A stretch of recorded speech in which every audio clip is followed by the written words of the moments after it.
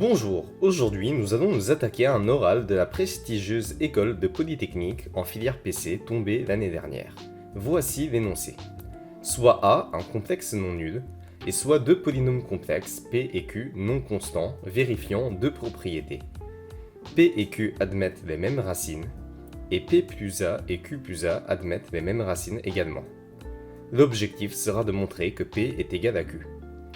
Avant de nous jeter tête la première dans l'exercice, on peut rappeler quelques méthodes de résolution de ce genre d'exercice faisant intervenir une égalité de polynômes. Premièrement, montrer que P est égal à Q est équivalent à montrer que P moins Q est égal à 0. On cherchera donc à montrer que le polynôme P moins Q est le polynôme nul. Deuxièmement, soit P un polynôme de degré m, alors si P admet au moins m plus 1 racine, alors P est égal à 0. Il suffit donc de montrer que le polynôme P-Q admette au moins un degré de P-Q plus une racine pour prouver sa nullité. De plus, on peut d'ores et déjà démontrer un petit lemme qui nous sera utile pour la suite, qui est que les racines de P et P plus A sont distincts. Pour cela, nous allons raisonner par l'absurde.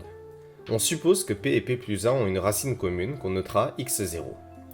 En écrivant P de x0 est égal à P plus A de x0 est égal à 0 par la définition d'une racine, on obtient après simplification que A est égal à 0, ce qui est impossible vu que A a été posé non nul. On a donc réussi à montrer que toutes les racines de P étaient distinctes de ceux de P plus A, de même pour Q et Q plus A.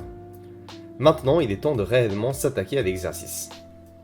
Pour simplifier le problème, on supposera que le degré de P est supérieur ou égal à celui de Q, qui n'enlève rien en la généralité de la propriété qu'on doit démontrer, puisque P et Q tiennent des rôles équivalents.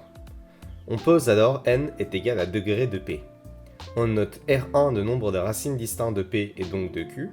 On note également R2 de nombre de racines distinctes de P plus A et donc de Q plus A. Les racines, si elles ne sont pas simples, sont forcément multiples. Comme nous travaillons sur le corps des complexes, un polynôme de degré n possède exactement n racines complexes. On peut alors affirmer que P possède n moins R1 racines multiples et que P plus A possède n moins R2 racines multiples. De plus, par définition des racines multiples, les racines multiples de P sont également racines de P'. De même, les racines multiples de P plus A sont également racines de P plus A'. Cependant, on remarquera que P plus A' est égal à P', puisque A est une constante. En reprenant de nouveau ce qui a été dit juste avant, on déduit que les racines multiples de P sont racines de P', ce qui implique que P' admet les n-R1 racines multiples de P comme racines, et par la même occasion, les racines multiples de P plus A sont également racines de P', donc P' admet aussi les n-R2 racines multiples de P plus A comme racines. P' possède donc au moins n-R1 plus n-R2 racines, soit 2n-R1-R2 racines. L'hypothèse comme quoi P est non constant permet d'affirmer que P' est différent de 0. Alors le nombre de racines de P' est inférieur au degré de P'. En réalité, comme nous travaillons avec des polynômes complexes, P' admet exactement n-1 racine. Cependant, il n'est pas faux de considérer l'inégalité, comme ce qu'on ferait dans le cas des polynômes réels.